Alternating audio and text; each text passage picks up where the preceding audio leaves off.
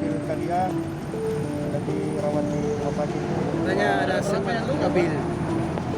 Yang luka sementara 2 di rumah sakit. Katanya ada mobil terjun ke irigasi.